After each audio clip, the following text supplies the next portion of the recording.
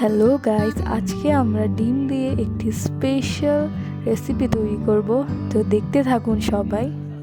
তো রেসিপিটি তৈরি করার জন্য এখানে আমি একটি টমেটো, একটি ক্যাপসিকাম, একটি আলু, গাজর, কাঁচামরিচ, ধনিয়া পাতা, তারপর গাছের কিছু বিলাতি ধনিয়া পাতা আছে, পেঁয়াজ কলি আছে।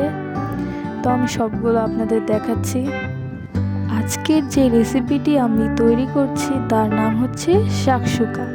তো আমি এটি কোনো দিনও খাইনি, বাট আমি একটি রেসিপি দেখেছিলাম, তো সেখান থেকে ইন্সপায়ার হয়ে আমি এই রেসিপিটি তৈরি করতে চাইলাম।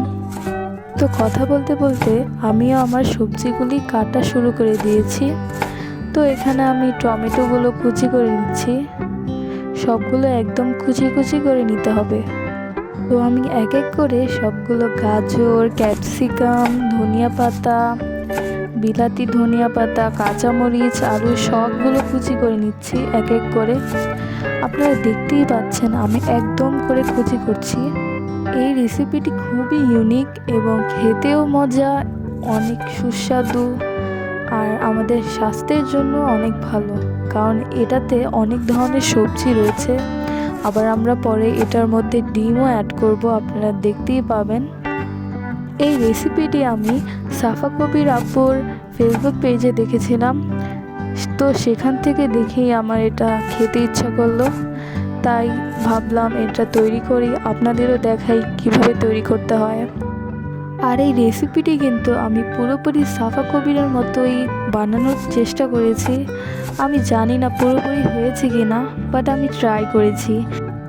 তো কথা বলতে বলতে আমার সবগুলো সবজি প্রায় কাটা শেষ।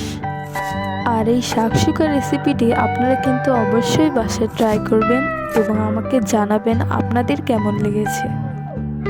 তো সবগুলো সবজি এখন আমি প্লেটে তুলে নিচ্ছি, এক এক করে দেখতেই পাচ্ছেন।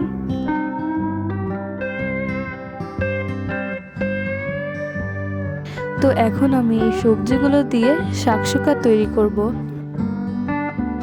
তো এখানে আমি একটি ফ্রাই প্যান নিয়ে নিয়েছি। তো আমি কিছু পরিমাণে সয়াবিন তেল ব্যবহার করছি, আপনারা চাইলে অলিভ অয়েল ব্যবহার করতে পারেন। তো কড়াইতে আমি এক এক করে সব রকমের সবজি যেগুলো কেটে রেখেছিলাম সবগুলো দিয়ে দিলাম। তো এখন গরম তেলে সবগুলো কেটে রাখা সবজি এখন আমরা ভেজে নিব। 4-5 মিনিটের মতো আমাদের সবজিগুলো ভাজতে হবে, যাতে হালকা লাল হয়ে যায়।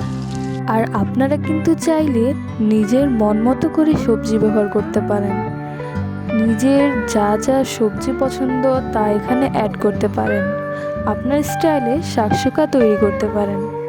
তো এখানে আমি 1 কাপ পরিমাণে পানি দিয়ে দিলাম, যাতে আমাদের সবজিগুলো ভালোভাবে গলে যায়। তো এখানে 1 চামচের মতো গুঁড়ো মরিচ অ্যাড করলাম, এক চামচ নয়, আধা চামচের মতো লবণ, একটু ম্যাজিক মশলা দিয়ে দেব স্বাদ বাড়ানোর জন্য।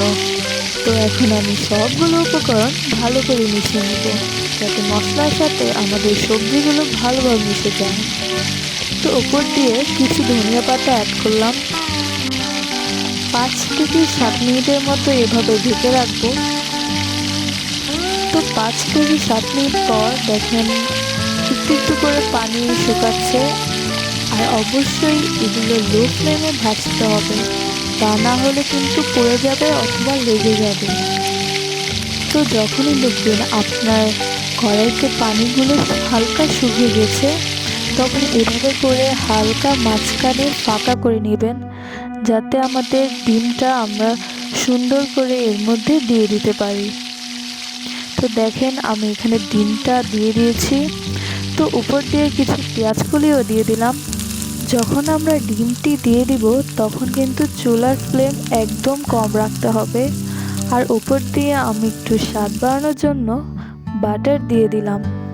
আপনারা চাইলে চিজ বা নাও দিতে পারেন, চাইলে চিজ দিতে পারেন, না হলে কিছু না দিলেও চলবে। তো আমাদের সেই হেলদি শাকসুকা রেসিপিটি তৈরি হয়ে গেল। তো আজকের জন্য এতটুকুই, আল্লাহ হাফেজ।